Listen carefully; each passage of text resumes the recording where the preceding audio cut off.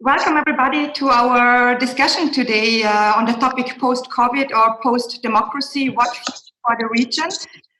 It is an initiative, this discussion takes place in the framework of our Western Balkan 2030 initiative, which we launched in 2018. And I'm very, very happy today to welcome Goran Svilanović.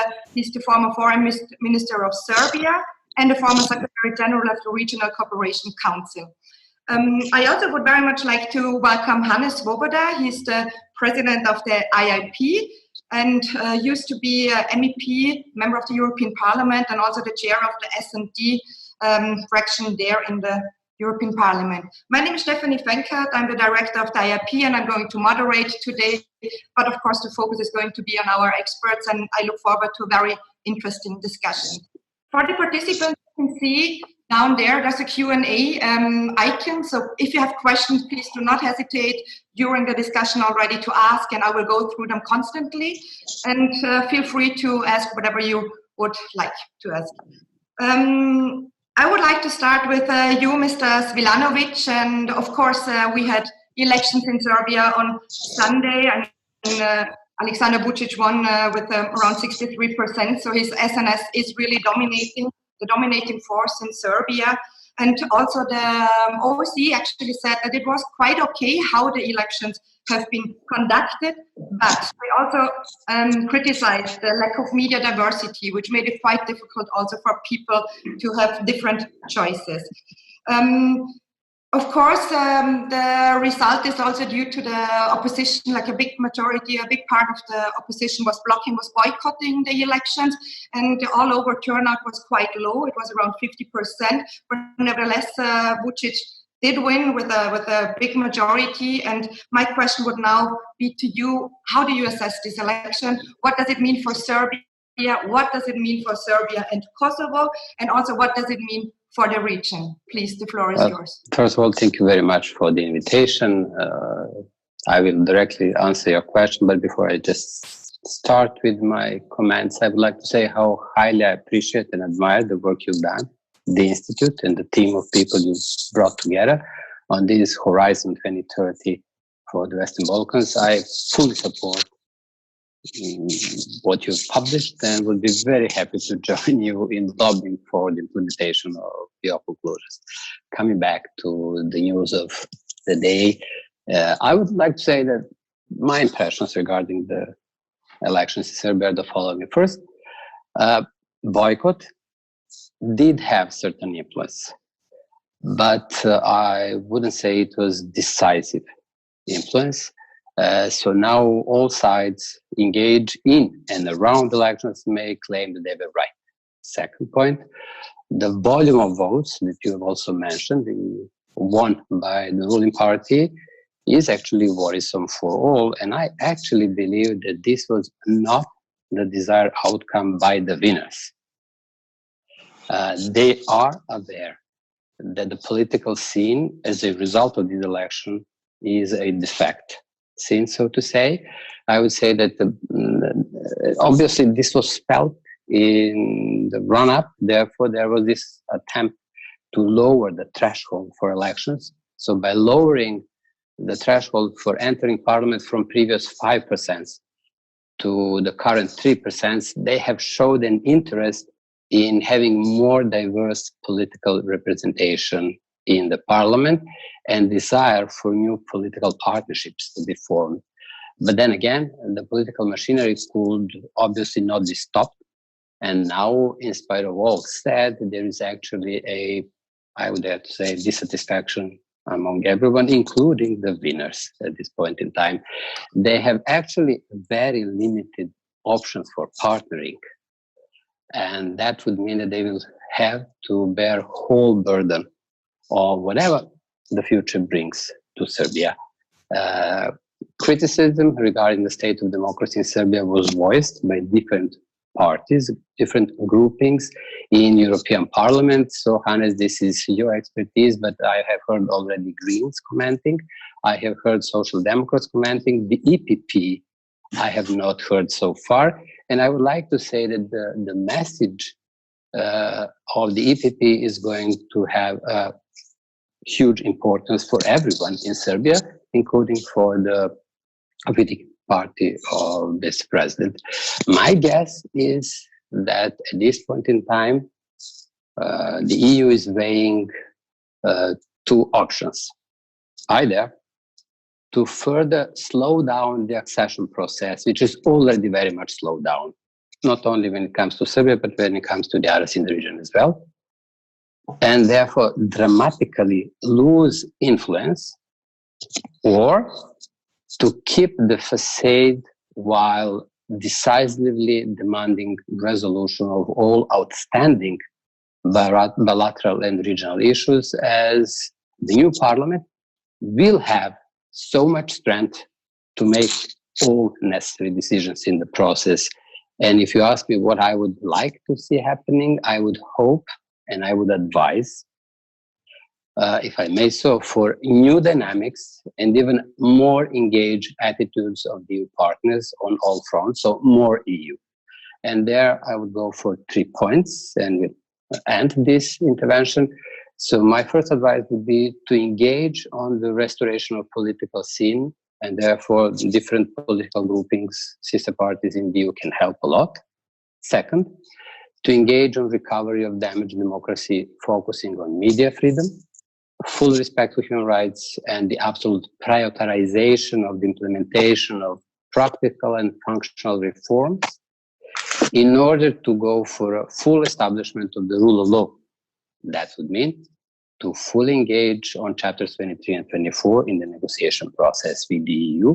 And the third point, to take the lead in solving outstanding bilateral issues, particularly on the successful completion of the dialogue between Belgrade and Pristina, which is facilitated by the EU. So these are my 3 advices, so to say, for the EU partners.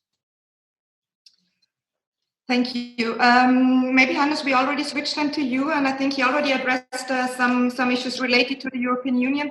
But I'm also, of course, interested in your reflection on the election in Serbia, which happened on Sunday. So please, the floor is yours. Yeah, thank you very much. Thank you very much, Goran. Nice to see you, to speak to you and with you. I think, first of all, yeah, the election was not a victory for anybody. The opposition, big part of the opposition boycotted it. We spoke with them, or I spoke with them in Belgrade. We spoke with them, and Stefan has been with us in Brussels. It was difficult to advise them because surely they did not have enough and fair position in order to really compete in the election. On the other hand, to boycott the election is never such a good thing. But again, I fully agree with Goran. Nobody should be glad and no should be proud about the results. Because to have such a result with practically no opposition, no strong traditional opposition, I think is not a very famous result. The question of the European Union, of course, is a difficult one because we have some members in the European Union. One of the neighbors, for example, Hungary with Mr. Orban, who is not keen on promoting democracy, is not keen on promoting civil liberties, media freedom. And he has some influence in the area. And of course, some of the well-chosen friends of Mr. Vučić in Beijing or in Moscow are not keen either. But coming back to the European Union, I think the European Union already in the past, concerning the whole region, has been too timid, not very clear in expressing what is necessary. For example, if we look to the situation in what is now Northern Macedonia, for many years, there was some criticism, but there was no real strong position in order to put the government on hold and to tell them that it is not acceptable what they do. And the same is, of course, if you look what Mr. Hahn in the past said about media freedom, it was always wishy-washy. It was not a real strong position. And you cannot expect too much from a commissioner who has been sent by Mr. Orban to the commission. So again, I think this is a real big problem. But I think the media freedom is a very, very important point because the election result is part of or success or result of a lack of media freedom and a concentration of the media. And the last point, which was mentioned by Goran, the Kosovo issue or the relationship between Pristina and Belgrade, Mr. Trump is meddling in this issue and he's trying to find a solution. Now, if he would really find a good solution, it would be good. But until now, I don't see any good solution found by Mr. Trump or his people. Coming back to the first point, and with this I want to conclude. Yes, I agree that the parliamentary group and the political group should be more active. Unfortunately, and this is not because I'm a social democrat, the EPP, the People's Party, is taking more or less everybody in the field. I don't know what Mr. Vučić has to do with the basic values or principles of the European People Party. He's neither a Christian Democrat, he's not a Democrat in that sense. He's not, following these kind of lines. We will see what the result will be of the infighting in the People's Party between the new chairman, Mr. Tusk, and Mr. Orban. And this also is a clear signal in what direction the People's Party is going. It's not a very bright outlook, but I fully agree with Goran, and with this I want to end. Europe must have a clearer position. This kind of allowing Mr. Vučić to play the different games.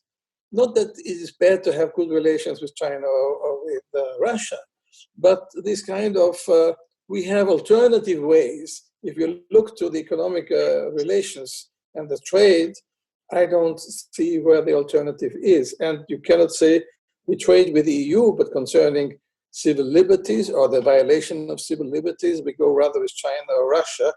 I think the European Union should be much more clearer in its position. Thank you, Hannes. Maybe to follow up a little bit on this, you also mentioned the US and you mentioned also what Trump is trying to do. I just read now that Richard Grenell was inviting Taci and Vučić this week to the US without consulting the European Union, without consulting Miroslav Lajčák, who would be the European Union Special Representative for the Belgrade-Pristina dialogue, the Western Balkan regional issues. Furthermore, what is also quite interesting is that the Serbs, Serbia in general, only 45% of the population have a positive image of the European Union, whereas they have, and this is interesting, 60% positive view when it comes to Russia. I mean, this is also what we can try to do, and that even though the European Union is by far the biggest investor and also the biggest trade partner.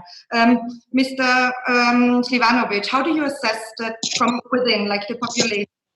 Playing what also Hannes mentioned, playing with Russia, playing with the European Union. And then, of course, sending to Hannes the question, how could the US and Europe then work together again in this context? I think this is a very complex question, and we may go into different layers. First of all, I would advise to go for engagement first with the EU, but also, of course, there are reasons for every government, and there will be reasons for every government to be cooperative with other partners on the international scene.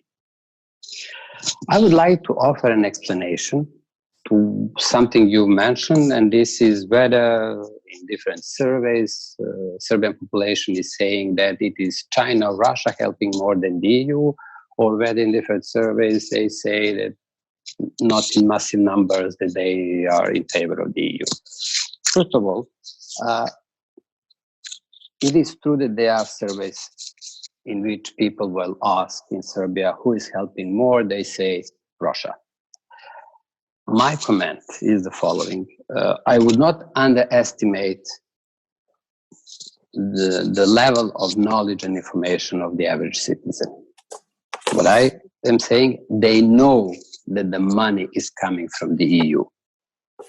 But when they offer to you an answer, is it Russia or is it China, they're actually sending a message that they appreciate political support in the Security Council of the UN offered to Serbia by these countries regarding Kosovo status more than everything else.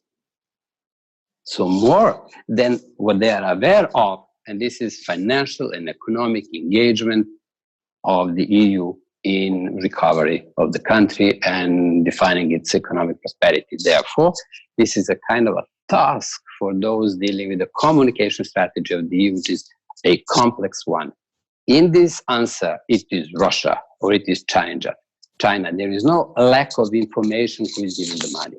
There is an emotion, what I care for, and what I think is my priority at this point in time. It's tricky, what I've said, but please consider, why do we get such an answer? So it means that it is the fact, or it is a result of political engagement, local political PR, that people believe this is more important for me, that they support me in the Security Council than anything else. It's a complex thing. Therefore, just be aware. I am pretty much sure the people in Serbia are aware how much the EU is investing, but they still send the message that this issue, and I said outstanding issue, and this is not the only one, but this might be the biggest one in the region, will need to be supported. Therefore, I'm willing and happy to talk about Kosovo and what is happening now. You mentioned, Hannes, that the US is engaged. First of all, I would say, following also your comments on North Macedonia, few years back, and engagement of regarding the laws related to the rule of law in Albania. Hannes, let us be very honest. It was a result of the joint engagement of the US administration and the EU administration. It was not solely a result of one or another side. At that time, it was Hojti, personally, as Deputy Assistant Secretary of State, very much personally engaged in Albania, but in particular in North Macedonia, in bringing everyone around the table. And I would not underestimate positive engagement of the EIS and the EU in this respect. Therefore, coming back to what we are discussing, this is the future engagement on Kosovo. I would always be hopeful that there will be joint engagement of both the EU and US. I would, of course, at this point in time, be very supportive for the engagement and the role given to Miroslav Lajčák. And I think that the steps he has done recently are going towards the right direction. If you want to discuss in more detail, I'd be happy to go into what should be expected, what should be part of the compromise. But I'll start with number one and then I'll stop. It is urgency. For me, finding a compromise solution is an urgent issue for all of us in the region. And the message is coming in the last 6 months or a year from Pristina that this is not our priority, but it's completely wrong in my mind. The government which was elected in Pristina to deal with the reform of society, to go for a rule of law, to reform, to fight against corruption, etc. But it is at least my belief that as long as the relationship with Serbia is not agreed, it will be very difficult to reform everything else in that society. Vice versa, goes back to my country, to Serbia. All of these issues that we are discussing now are very much linked to the unresolved Kosovo issue. As long as this issue is not agreed and resolved, it will be very difficult to address other issues. We have started with democracy, election results. I actually believe that Serbia can offer a lot to the region, that there is a huge both democratic potential, cultural potential when it comes to the economy and environment. A lot can be done. But it is all in a way suppressed by this fact that there is this big outstanding issue, then it is easy to manipulate the traitors and the others. And now we see the same happening in Kosovo as well. So I'm very sorry, but I would insist that this is issue number one, and would very much welcome engagement of Miroslav Lajčák and High Rep Borrell and the whole EU behind that. So you mentioned this joint engagement from the European Union and the US, which was probably a little bit better. The relation was better between the European Union and the US as it is nowadays. Hannes, what is your stance on the actual situation there? And maybe also very shortly, it's also about this land swap idea, which will most probably also going to be discussed in the US right now between Vučić and Putin. Please. Well, first of all, I think I agree mostly with Goran. Concerning Russia and China and this influence, of course, it's an emotional one. It's more, let's say, identity, ideological issue, and of course, as Goran said, it's support in the Security Council, and especially on the Kosovo issue. Now, I have nothing against having good relationship and being engaged with Russia and China. What I would criticize inside the EU, and of course also on the Balkan countries, especially Serbia, but also other countries, is this, let's say, position that ideologically you also follow these authoritarian leaders. And I think it is abolishing more or less a clear line between having strong political support and strong political ties with Russia and China, and agreeing also with their authoritarian way to govern inside, and of course also this expansionary way to the outside. And we find that, of course, not only in Serbia, but we find that, as I said, in Hungary and some other countries. And therefore, Vučić is in that sense part of a European line of authoritarian rulers inside and accepting authoritarian rule also outside, including, you can call, of course, also the United States. So yes, it's a good idea and good impression. And of course, Goran knows this country very well, that people know probably who is giving the money. Also, the EU perhaps be more and stronger advertising what they do. But I think the EU should be strict, not on having good relationship, but on hiding or let's say expressing the same authoritarian way as some of the countries like Russia and China. Now, on the engagement with the US, as Stephanie, you said, of course, it would be good to have that kind of common engagement.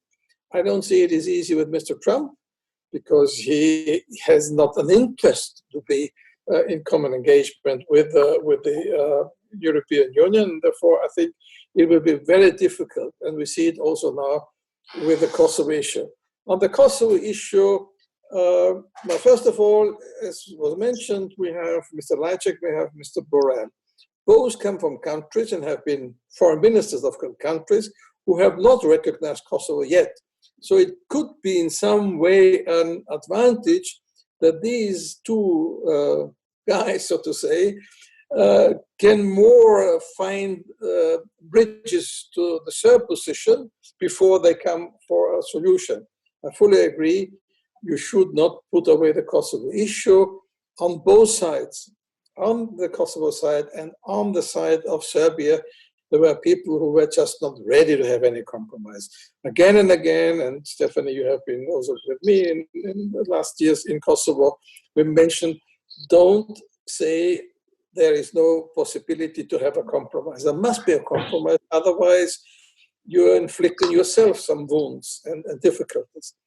On the land swap, I'm very critical. I'm critical out of a principal reason that if we do land swap everywhere, to have, let's say, ethnic cleansing in that way, in a more, let's say, moderate way, not pushing people out, but putting regions to another countries, where does it end? Maybe we can find a solution. He always said that you have to find a solution, at least with the whole region.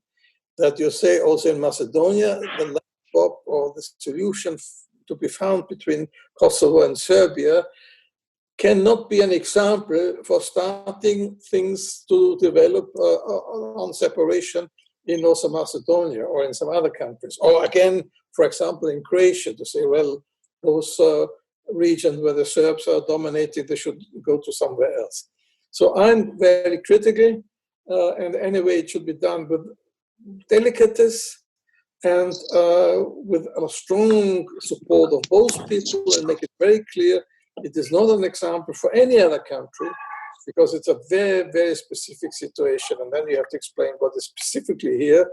And it's different to many other regions, including when Russia is speaking about, of course, the Donbass and the Crimea. All the situations are different, but I don't know what Goran thinks about the land swap, but I think we should be very cautious and have a regional solution and not one only between Serbia and Kosovo to make borders fixed for the future as far as possible. Well, if you allow, I'd be more specific on this. First of all, I've already shared with you my first point, and this is urgency, and I will not explain it any further. I did it. My second point is that the compromise solution will have to be plugged into regional context. Therefore, we agree on it in this respect, and this is why I've said it. I've heard it already twice by Miroslav Lajčák, and I appreciate that he's linking what he's doing in the dialogue. Not only that his mandate is like this, but that he is saying that he would like to have a compromise solution plugged into regional context. I like it.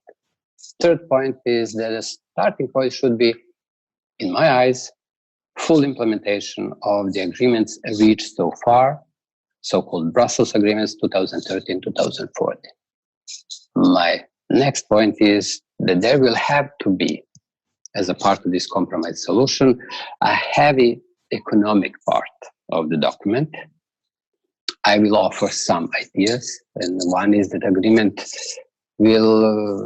is a need for agreement on joint responsibilities regarding the resources, energy, water, an agreement on how the Gazi water will be managed, how Trepča will be managed, dual, double, other. But I think these issues will have to be tackled and agreed upon. The next point is that besides having a heavy economic part of the agreement, and there are other issues, that there will have to be a substantial part related to the status of Serbian community. There, what I have in mind is that Association of Serbian Municipalities, as agreed in Brussels Agreement, will have to fly, and I would model this association as Ahtisaari Plus and Republic of Srpska minus.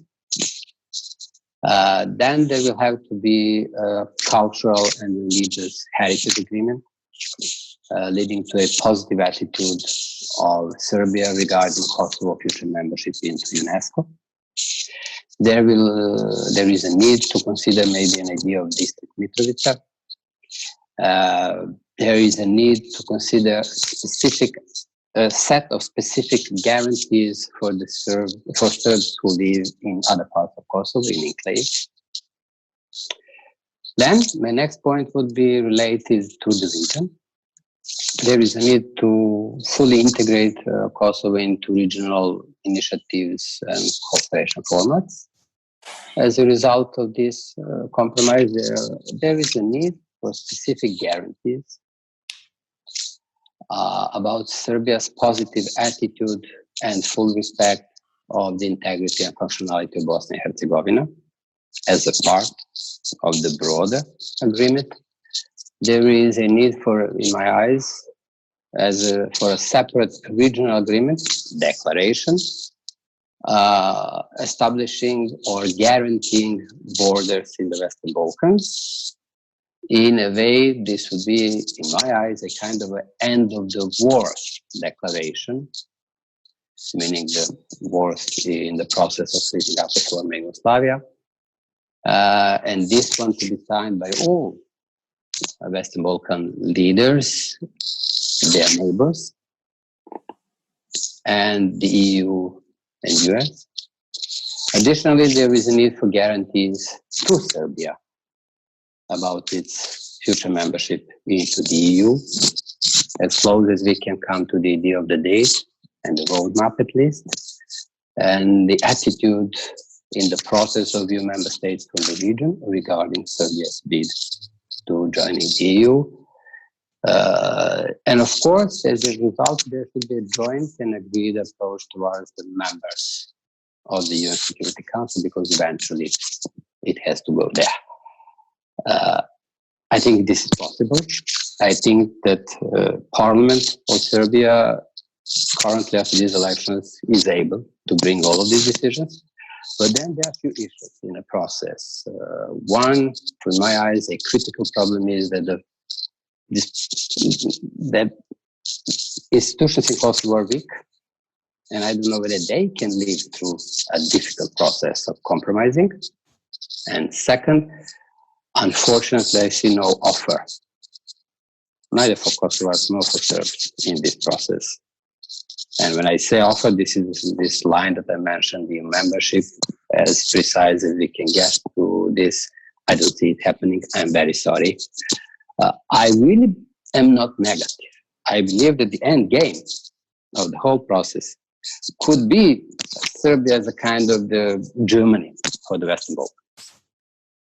But as this is a bold statement and a dream, I would like to say that this dream could come true as a result of this compromise. Of course, Serbia would have to assume German attitudes in different fields, not only in economy, but when it comes to war and victims, and when it comes to the democratic values and principles and the human rights. So this regional attitude, there are signals in this respect. And I think that regional economic areas I've been working on, fully supported by Serbia and the others, as well as these ideas that are mentioned as a mini Schengen, are going into this direction when it comes to economic cooperation. But I think that this dream could come true only if in other fields Serbia shows this attitude, as Germany showed in Europe in decades, in these years as well as in decades back. So I'm aware I went very far in what I'm saying. And I didn't say neither no nor yes to your question, Hannes, regarding the territories. I'm not as negative as you are, but would actually leave it to those who are in the process, to Lajčák, his team, and the parties involved in negotiations. And this is why I've added this whole envelope of regional agreements as a part of a solution for this one outstanding issue. In my eyes, I think that if this is taken in a comprehensive manner, we can have all other issues in the region resolved and really go for this dream of end of the wars declaration.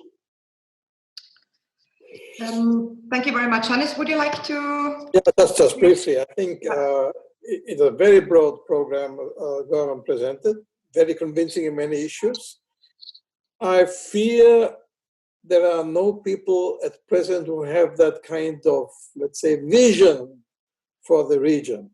I know Borrell very much. He was my colleague in the European Parliament and President. I know Lajčák very well, met him very often. I like both of them. But I don't know if they or the European Commission as a whole or the Council has the vision and the energy and the determination to have that overall plan. And that, of course, is also, it has to be connected with the new approach to all the countries in the Western Balkans. Absolutely. As we said also in this paper, or I expressed it also before, to include them already now in the whole issues which have to be dealt with. Why, for example, COVID-19 is not something where we say it's such a problem that we have to deal it together, not say we do something and then we help a bit the countries there. Trade is another issue.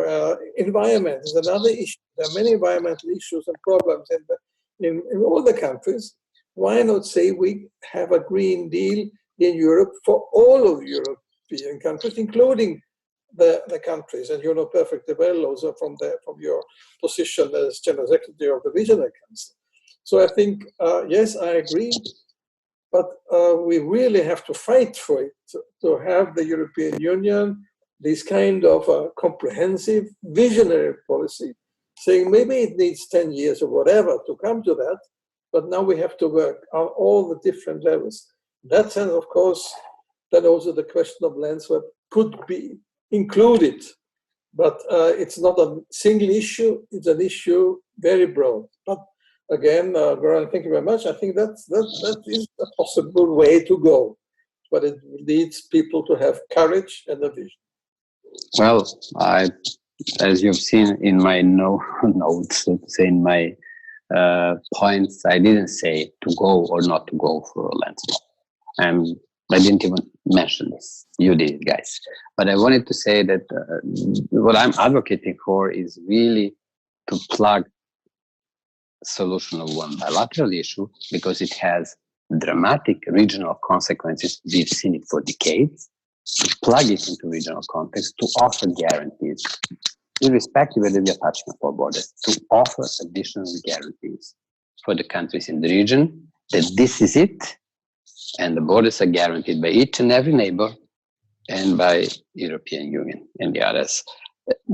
There is a need to engage neighbors in this process, because there are other issues which I have mentioned could be positively influenced through this agreement. Frankly, I wouldn't be that skeptical when it comes to engagement of Lajčák. I did have an opportunity of discussing in more detail with Matthew Palmer previously, as well with the previous administration also, but also currently with him. And at least they are aware. Whether they will have this stamina and political support to go for this kind of a solution, I don't know. I don't think that this will take years or decades.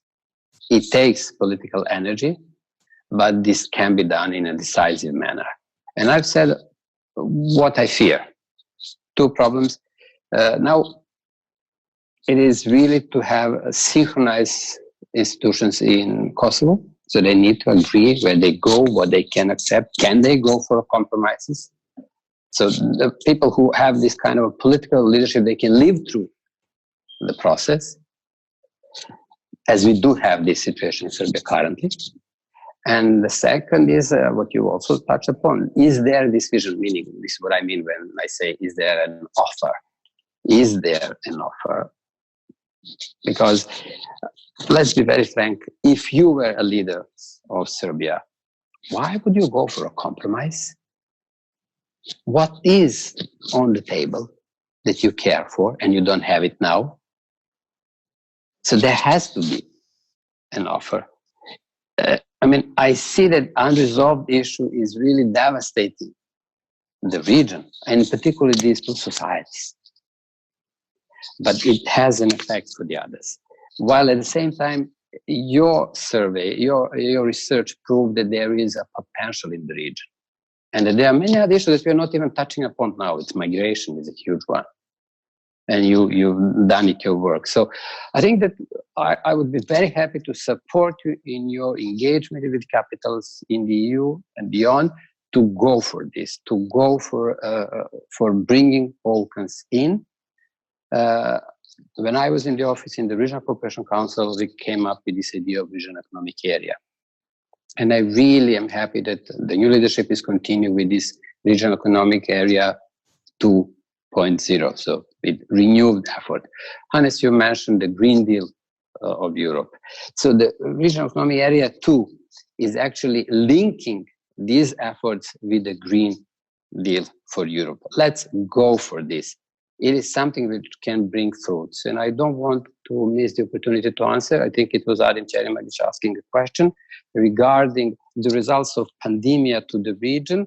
Well, as a result of this regional economic area, it was the RCC, together with CEFTA and the Transport Treaty Organization, supported by European Union, offering so-called green corridors during the pandemic. And people could have seen immediate effects. It's tiny issue. It's one compared to many other challenges that all our governments have been faced with and are still faced with. But there it was possible, thanks to this cooperative attitude, to agree on green corridors to make the transport of all commodities smooth. So this is a result. So I really believe in regional cooperation, and I'm happy that the European Commission in particular is continuously supporting this engagement. I think we can start already for the questions, and I already see one. And to all the audience, please, if you have questions, there's the question and answer button down there. Feel free to pose one. This one says, hello to Mr. Svilanović, Mr. Swoboda. I have a question regarding the stability issue in Serbia and in the region. One can observe that Serbia is socially but also politically a divided nation. And how could a possible Serbian recognition of Kosovo as an independent country or as a member of the UN impact Serbia's internal stability? Or would a possible recognition not even further divide the nation? What do you think, Mr. Svilanović? Well, dividing nations is a problem not only for Serbia. It is a problem in Europe. Now, Hannes, you yourself have mentioned the new right-wing Europe. You mentioned some of the leaders, but they are leaders in some of the EU member countries, and your list is not exhaustive, frankly. There are some others who are what we see as a new right Europe. Therefore, I mean, it is not a huge surprise to have certain developments like this in Serbia or elsewhere in the region as well. I've just tried to present an idea of a comprehensive engagement in the dialogue between Belgrade and Pristina. If this comprehensive engagement results in a compromise, I'm pretty much sure Serbia can live through it. I don't think that there will be a drama in society. Of course, it's always difficult. But if there is a compromise, the leadership of Serbia would be able to present this to the people. And same goes for a leadership in Kosovo. If there is no compromise, frankly, I see no one who is able to impose. As there is no offer, meaning carrot, there is no stick. I'm sorry to say, there is no stick as well. Therefore, who can impose the solution, frankly, under the circumstances? So what I'm saying is, please sit at the table with an open mind and with desire to engage with the partners in reaching out for a solution. As I've said in my several points, eventually, yes, there would be address towards, but joint towards the members of the Security Council. But for that, we really need a leadership. And frankly, I think the EU should be able. Personal solutions for me are okay. I'm happy to have Miroslav Lajčák engaging in the process. I hope he can go through this, but for this, he has to be supported by the Council, by the leaders of the EU. And my problem is, let us be very frank. Let's, as we speak to the wider audience and not only over a coffee in a cafe in Vienna, is an offer for the EU membership still as strong as it was in 2003, 4, 5. This is what I'm saying. There are many disappointments around. One, in the region, that the offer is not as strong. I mean, we had 2 summits in a row in 2 years in which it was forbidden to say enlargement, so to say. And we've ended up with the perspective. While at the same time, if I were the citizen of the EU and I'm not, I would also be very disappointed with developments regarding the rule of law, fight against corruption, etc., nationalism, attitude towards the victims of the war crimes, etc. So, I mean, we need to understand each other. There are reasons for the disappointment, and I'm only somehow begging for renewed engagement in the process, which will eventually bring us all into the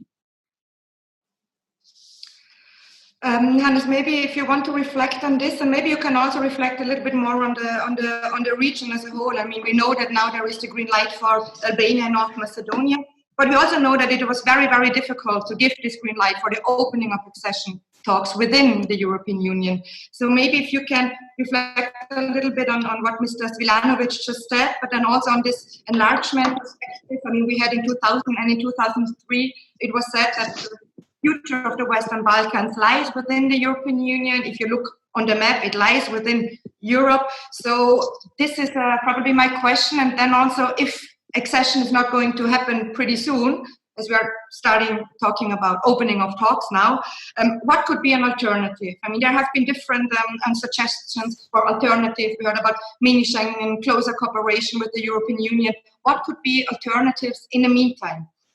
Well, Goran quite rightly said that there's some skepticism as people speak about the so-called enlargement fatigue and quite irresponsible position from the council or some council members. I agree, this is a fact, and my question or my criticism was not that Mr. Lajcak is not a good man to do the job, on the contrary, but the support by governments, by prime ministers. Look what, for example, Mr. Macron, when he prevented a quick answer to North Macedonia and to Albania. This is the one issue. The second issue, of course, is the resistance of some of the leaders in the region to do their job, the job of reforming, not reforming for the EU, but reforming for their own citizens. So you should also have a clear position concerning civil liberties, concerning democracy, the fight against corruption, and so on. But what I said already before, and I think one should enlarge on that, is not only that there's a mini Schengen in the region, but the ties between European Union and the countries in the region, Balkan region, have to be much closer. The enlargement should be a step-by-step process. Not now we negotiate and at the end maybe we come to a decision. No, they should be involved already now. Foreign affairs, security issues, including the question of terrorism or whatever is here on stake. Environment, as was said before, of course, economic relation, health issue now health issue is very high on the agenda, and we have to see what does it make sense if some of our countries have the best system and some other countries have a very meager health system. So I think it should be clear they are part of a process which is not, ending somewhere and then they are full member, but already in before there's a transitional membership, so to say. And that would be also a clear answer to some of the people who doubt that EU will be ready to take them. They should say, yes, we want you. It's not the time now to be full membership because of some issues, deficiencies in your side, but you are already part of our decision-making process. You are part of our reform process. You are part of our Green Deal. You are part of our international trade relationship. This would be a real offer. And if some country, like Mr. Vučić or anybody else says, we don't want that, then it gives a clear answer. But the clear answer must be from both sides, from the EU side and also from the countries of the region. Hannes, I'd like to support you in what you've just said. I mean, I can sublime this in a phrase, sectoral integration, and you have it in your conclusions, and now you just explained. In all frankness, this is what I was doing for several years as Secretary General of the Regional Economic Area, and this is why we have tabled this Regional Economic Area, trying to bring everyone in the region around the free market, which will really be free when it comes to labor, commodities, and services. We were working on harmonizing investment-related policies. The immediate no was coming from the region, and I vividly remember one of the ministers, a friend of mine, who was saying, Goran, come on, we don't even have a region and you're telling me now there will be free movement of labor in the region. And I was saying, okay, do we want to have a free movement between your country and Germany? He said, yes, of course I want. But I said, okay, maybe you will have to practice with Serbia and with Montenegro and with Bosnia and Herzegovina, and then eventually with Germany as well. So what I'm telling you, the whole idea about this regional economic area is really to have a kind of a new CEFTA between today and the day we are in. And it's based also on realistic analysis of when we may dream for getting into the EU eventually. Therefore, don't lose time. This is the idea. Let's try to increase regional trade and do this fully implementing standards and rules of the EU. So the whole idea was to serve as a transmission of the EU regulations in the field of investment, in the field of education, labor, in the non-EU territory, and therefore make it easier when the accession comes for everyone. Frankly, when it comes to regatta principles, I'm not sure whether we are still there or not. We are working on this regional economic area, And let us see when at certain point it might be hop. But until then, we have to work very heavily. And I'm happy that you mentioned some other issues, and this is also a question we've been asked. Defense, you mentioned now, Hannes, that we should also touch upon security issues, which I also find very relevant. I was not dealing with them in the Regional Cooperation Council in this way, but the question was whether the idea of neutrality for both Serbia and Kosovo could somehow play be a seed for future European defense system and somehow help everyone. Perhaps it's easier to say yes from Serbia's side, but I understand that Albanians having at this moment in time both having Albania in NATO and other neighbors being in NATO, it will be difficult to give a black and white answer to this. Therefore, let's simply go for more engaged EU also when it comes to security-related issues. It will help also with this agreement as well. Therefore, so I'm saying I just wanted to go beyond trade and these issues and to go towards security issues because I also think they are very important for everyone. But EU is at this moment in time not as engaged on security-related issues with the region as other partners are. Nevertheless, what I want to say is that I really admire the engagement of the European Commission. In spite of all different odds and sometimes different positions taken by European Council members, so the member states of the EU, European Commission for the years is really working hard with the region, trying to go one step further, at least in several areas in which they can engage. And I just wanted to say that they were really very supportive, they're engaging. And what you have said, Hannes, sectoral, let me give you an anecdote. I was, as a Secretary General, visiting Germany, I can say, and then have mentioned, look guys, what we are doing is actually providing for sectoral integration. And then they told me, look Goran, if you came a year earlier, we would be very happy to discuss sectoral integration. But seeing Brexit and what it brought to us, now we either want you in or out. Well, I think this was a position as at that moment in time. Now I would say that what has been achieved in Sofia in the summit, the Western Balkans, May 2018, what has been achieved now in Zagreb is steady and continuous opening of different programs and funds, which were previously designed only for the EU member states, now also for the Balkans. And I'm happy because this is actually along the way that you have described, Hannes, take us in when it comes to digital, take us in when it comes to roaming, take us in when it comes to energy cooperation, very critical, very relevant. And this is why we have here in Vienna Energy Community Secretariat. So this should be continued because that would improve the life in the Balkans, bring it very much closer to the standards, regulations, and the rule of the EU in different fields, and make it easier when it comes to the final point of being really a member into one different redefined EU. Hannes, would you like to reflect also on the question about neutrality for Serbia and Kosovo and defense? I think we should be very open-minded on this issue. I think, like Austria is surrounded by NATO members. It's not a real problem.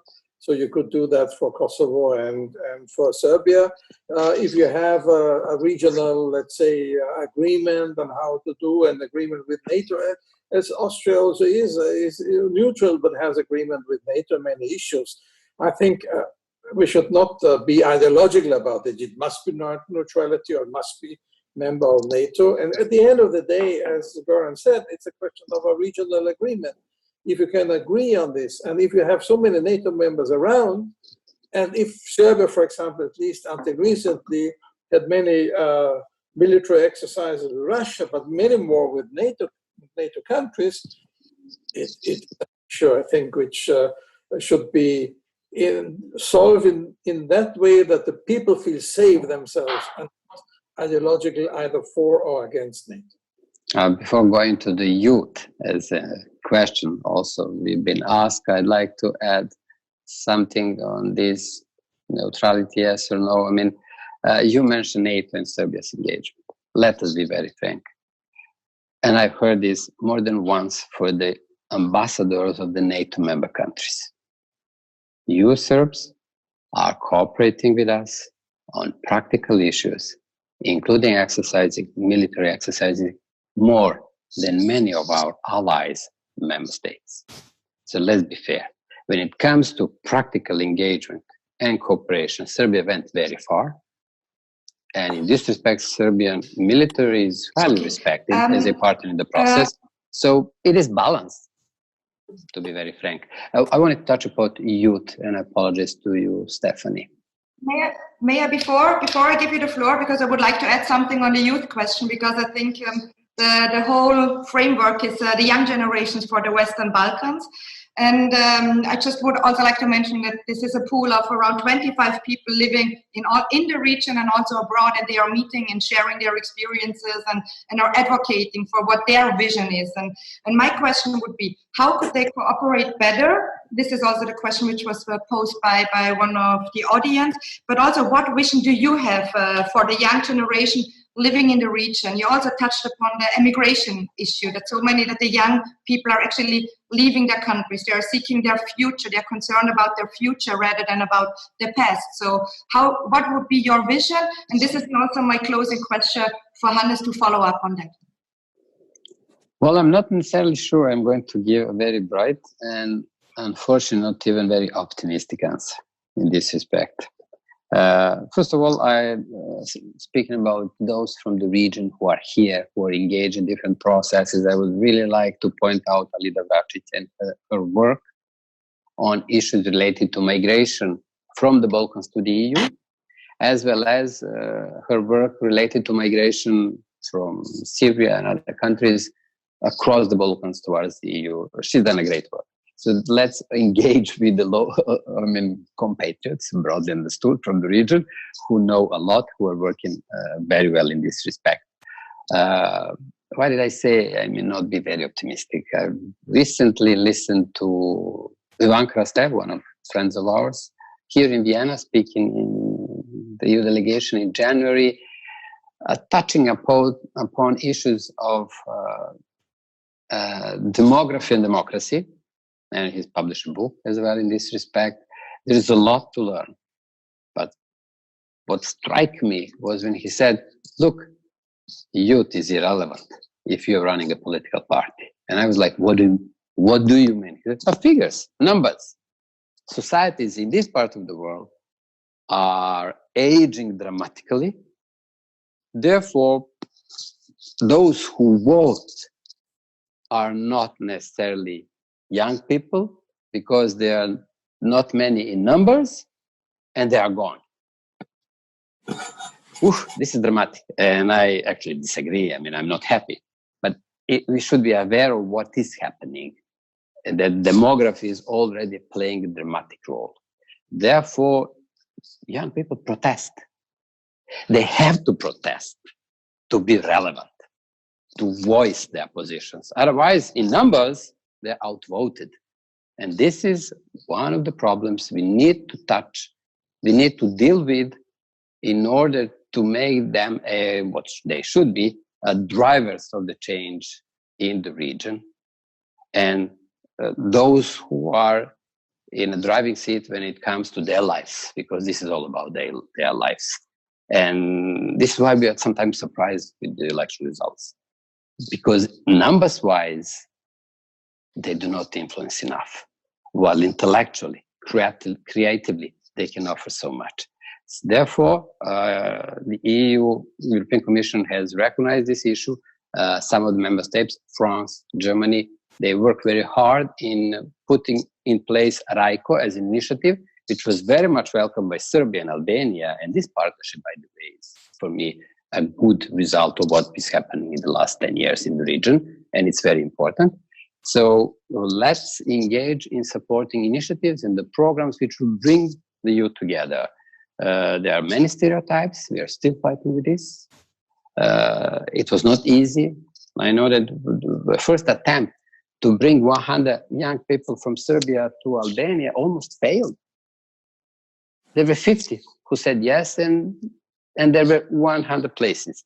So what I'm telling you, RICO is well placed to help and to bring the youth from the region together, and then taken together, they may define a new vision for the future. But I just wanted to point out that numbers are striking.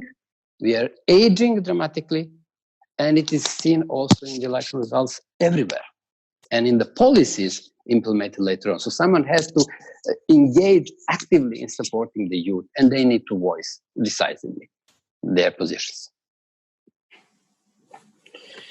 Well, if I should add immediately to that, it was already Madame Merkel who said some times ago, we have to prepare our country for the future, but most of my voters are from old age and have a different interest.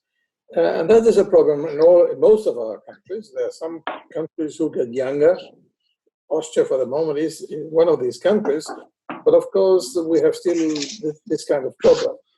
Now, I think Goran is right, but we have the problem in general, and that I wanted to add also before, that many of the politicians who have experienced the war and the after-war situation, I mean now the Yugoslav wars, are leaving the political scene more and more. And this is negative because they don't experience what happened, the disaster, but it may be positive in the sense that young people are coming and saying, now, forget about what happened in the past, we have to think about the future.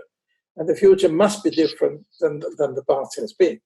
So yes, this is a problem we have to deal with. I think what we need is a different concept of migration, in the sense that we have to give people the chance to learn in other countries, not that always we are in the West, in the so-called West, are better than in the East or Southeast, but to have that kind of exchange of ideas without being or adding to the push to leave the country or to pull them out of their country, but to give them the chance also back in their own countries to get the possibility to invest, to found a new company, a startup, and so on. So I think they already here with the young people, what we could do is that kind of link or that kind of pre-integration when people go from one country to another.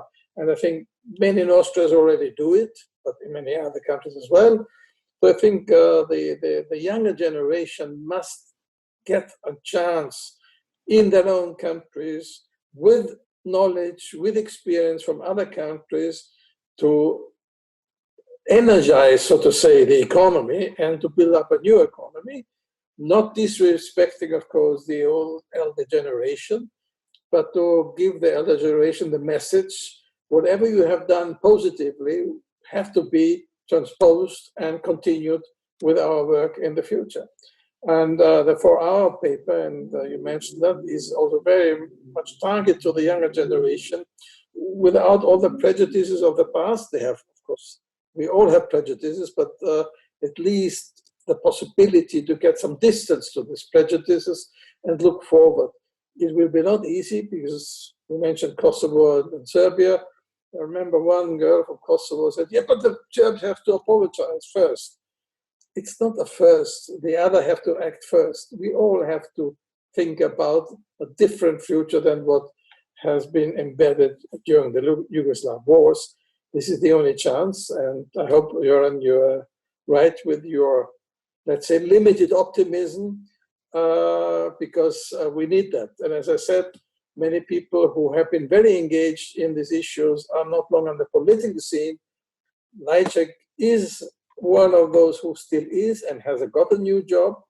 I hope he gets the support by political leaders who for the moment have many other ideas, but at least should know that leaving one issue open can explode at any time, or at least is not contributing to the well-being of the whole Europe, because we need the Balkan countries inside the European Union and not only inside Europe. Thank you very much, Hannes. I think we can close. Maybe just adding to that one, the study on the youth study on Southeast Europe, at least was gave the result that at least the youth is overwhelmingly pro-European, and this also we should take into account, that it's also to set the focus on the younger generation. Thank you very much for this interesting discussion. I think we touched upon many issues, from the elections to Kosovo-Serbia dialogue to the US and the European Union accession, and also on the youth. Thank you very, very much, Goran. Thank you very much, Hannes. And I would also like, of course, to thank the whole initiative and our cooperation partners, the Renner Institute and the Austrian Institute for International Politics. But as I said, we are only the facilitators, and really the focus on the spotlight should be set on the younger generation. They do not really feel politically represented.